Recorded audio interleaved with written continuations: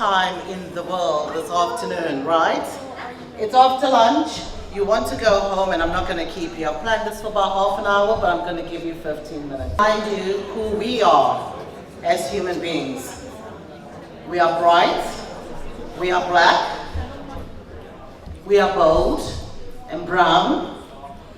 I can't read that for you because my time is out, but I meant to give you that message, okay? And we are brave. We are brilliant, and we are beautiful. Tell yourself, you are a being, you're bright, you're black, you're brown, you're bold, you're brilliant, and you're beautiful. If ever I can leave a message for you today, I've got lots to say. But I want to say, we as people, and especially we as people from the BAME community, walk around in your communities and look at our children growing up. Tell me that our children are walking boldly. Tell me they're walking beautifully because we tell them that. Tell me that our children are walking confidently. What are we giving to our children? I am Sandra Bennett, and I'm from the B6 movement. We see each other as the B7 group or the B6 group. Alright? That's what I wanted to talk to you today about, but unfortunately I can't, but I'm going to try to. And go very, very quickly, so stay with me, alright? Put your skating shoes on and stay. I've been asked to talk about physical health, and before I talk about what I'm going to talk about, I just want you to know my background is a nurse. And at the moment, I'm a sexual health manager. So what I do in London, I've been to different boroughs, I transform services, especially sexual health services, and careers and people's lives and stuff like that. So I'm going to have a disclaimer today. What I'm going to say may be uncomfortable, but bear with me. This is what gets me my salary to pay my mortgage and to eat. Okay? And I hope I can do something with you. When we're talking about health screening, so I'm supposed to talk about physical health. When we talk about health screening, the NHS is such an amazing organization because it gives you free health screening. Dental screening, eye screening, cervical screening, bowel screening, prostate cancer, breast screening. If you are over the age of 14, get yourself to the GP and use these services. They're going to save many, many lives. And don't be the person who's going to be diagnosed with a certain kind of disorder or a certain kind of condition, and it's too late to help you. Can I speak? I just want to say something. Yeah, just about prostate cancer. Okay, I know that there's not that many men here, but I was 55. I was diagnosed with prostate cancer. I had it whipped out. It wasn't pleasant. But do you know what? I've had my third grandson that's coming in October. Right? That's all that matters. Thank you. Get checked out. Get checked out. Thank you, David. And the majority of the room here are people from the BAME community. And for your husbands, your brothers, your fathers, your male connections, 1 in 4 black men have prostate cancer. Alright? Don't leave it too late. And the whole program today is really about health, okay? And I know that our CEO is so keen that our people become healthier. Guys, listen, I'm just competing with voices here, and I don't want to be the person standing at your bedside because your health wasn't changed today, all right? So for the over 40s, go and check your blood pressure, your cholesterol, your sugar. Because before you actually diagnose, and Andrea at the back is actually testing the sugars, so before you actually diagnose with diabetes, let me tell you something, you would have had it for 5 years. And if you've had diabetes for 5 years, that means your eyes are affected, your heart is affected, your vascular system is affected because it's actually a cardiovascular disease. Alright? So use the system. The doctor who just spoke before me was speaking about why we left our countries and came here. So I just want to remind you about primary migrants. Some of us are primary migrants, some of our parents were primary migrants, and those are the people who left Africa, who left the Caribbean, to come travel 5,000 miles. And if you don't get this message, people, I'm sorry for you. Some of us traveled over 5,000 miles to improve our lives. What are you doing about it? We're left with vision, we're left with hunger, we're left with ambition. We said we're going to change the next generation. Our children are second migrants. Are we sabotaging our children? How many of our children have got mobile phones that are uncapped? Our children have got TVs in their rooms, their computers are in their rooms. It's breaking our communication with our children. Are we really changing their lives? Should we be giving our children what we had and some more? What are we doing to our children? I talk about poverty builds obesity, and a lot of us come from backgrounds that have got poverty. But when you go to Sainsbury's, the biggest packet of crisps is the cheapest thing on the market. And sometimes to eat those crisps make us feel a little bit rich, alright? But what are we doing to our children? Cheap food does lead to bad eating habits. Obesity is a killer. You will find that obese parents have got obese children. Now, ladies and gentlemen, I am diabetic, okay? And I am not afraid to say that as a healthcare worker. However, if you are sitting with a layer of fat on your stomach, let me just tell you this right now. If you're sitting with a layer of fat on your stomach, your waistline is not smooth, that means your insulin levels are resistant in your body. That means your insulin is not working to put the sugar away. So if the sugar is not away, it turns into fat. As long as you have this like me, you're either pre-diabetic or you're diabetic and you don't know about it. Our children are growing up as obese children. They become obese teenagers. In their developing years, they lose their confidence because they are bullied. And these children that lose their confidence don't have any self-worth. And then you have the predators that prey on these children that have no confidence. I am in sexual health, everybody. I see our young people having sexual encounters for the first time and being left with gonorrhea, chlamydia, herpes, being left pregnant. Unfortunately, in our job, we've got to send some of these young ladies to have terminations. That's what I do. Don't shoot me. I'm the messenger. And I can tell you that 80% of those parents do not know that.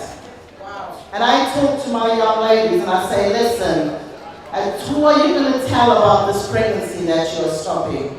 At 2 o'clock in the morning when you want to be hugged, there's nobody there.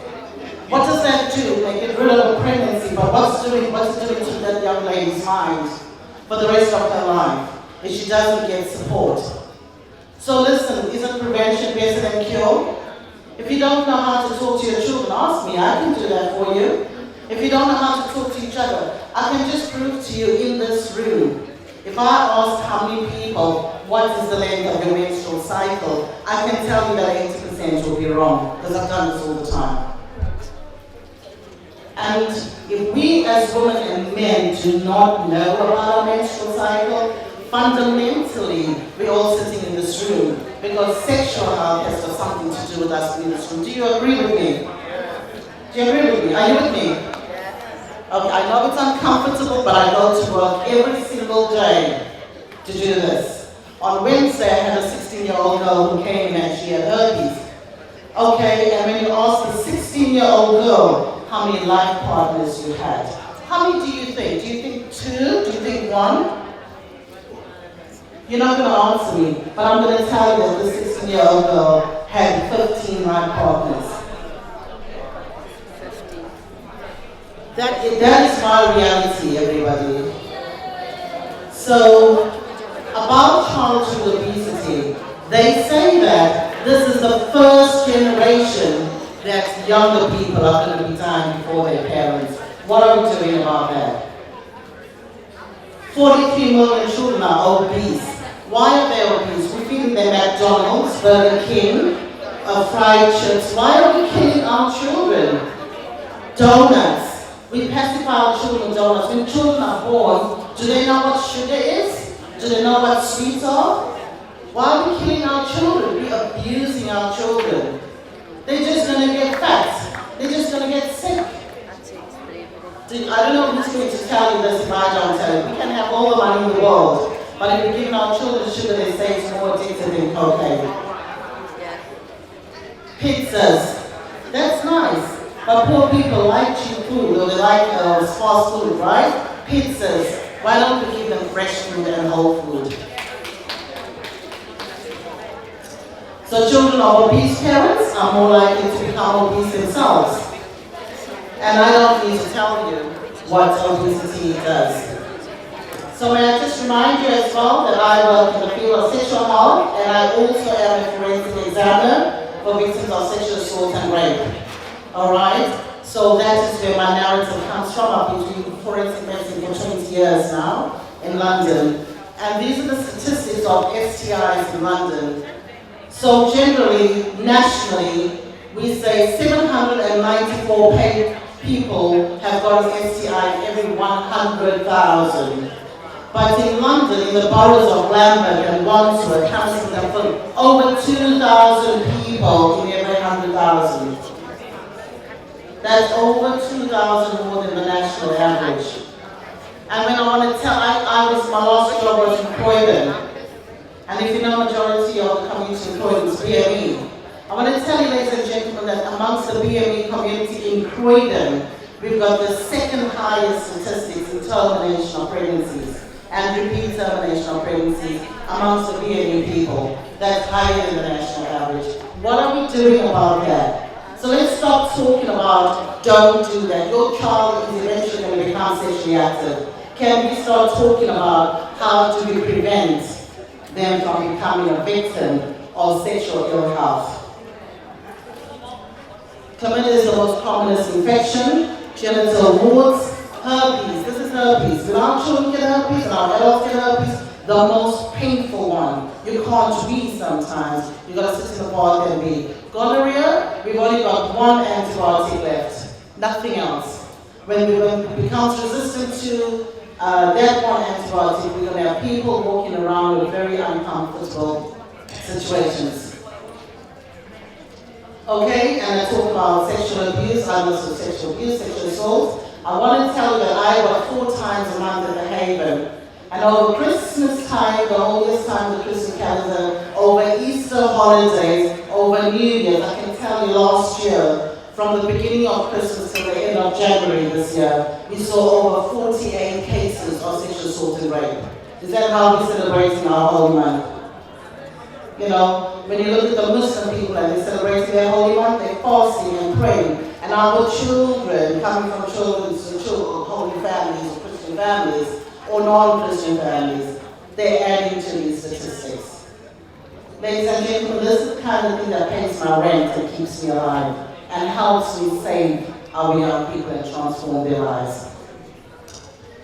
The other thing that I do that is less intensive but really, really important is I do financial education. So my background is education as well. I'm a teacher as well, and I'm a midwife as well, by the way. But I do financial education. So what we do is we teach people how to become financially free and debt-free, financially independent and debt-free. We teach you how you can, if you have a mortgage, be able to save up to 5 to 12 years on your mortgage without paying a penny more. We teach you how every year you can pay a free month of your premium without paying a penny more. And if you just remember about, the other day was talking about insurance, when you think about the pandemic and how many people had to do a GoFundMe, if the only thing you do for yourself on this earth is pay for your own funeral, forget about the legacy that you can leave for your family. If the only thing you do is pay for your own funeral, have a social responsibility and take out a funeral policy. Take out life insurance. Do yourself a favor. Don't make people think about the fact that you were working and you couldn't pay for your own funeral. Could you do yourself that favor? We teach you how to get rid of debt. Debt is not a fashion. Debt is a noose over your neck. But with our children, our young people, how many of our young children are saving their money or buying designer wear? How many of our young children go to our schools and ask them who wants to become a doctor or a lawyer, but go to the Asian schools and the Caucasian schools? All those children want to become doctors and lawyers and teachers. But our black children and mixed race children children want to become Beyoncé's and Rihanna's and all that kind of thing. Am I lying? They want to become models. How many models are we going to have in this world? They want to do hairdressing and nails and cleaners. Come on. Did we come here as primary migrants so our children die? How many times a week do our children watch TV? How much of exercise do we do? Carol was speaking this morning and said do at least 60 minutes of exercise. But when you're walking with your child, we're not saying run, we're not saying go to the gym. Walk with your child that you brought into this earth. You have a responsibility to contribute to society positively. If you can't do it, it's not all bad. If you can't do it, look at all the women at this table, look at the women in this room. We are coaches, we are educators, we are motivators. Lift your head up. Make your chin level to the ground. Don't put your chin on your chest. Walk like you belong, alright? Because you're a black woman, you're a brown woman, you're a bright woman. You are bold, you are brave, you are brilliant. Let me tell you everybody, when God looks at you, He says you are darn beautiful. Go ahead, it's the first day of the rest of your life and enjoy your life.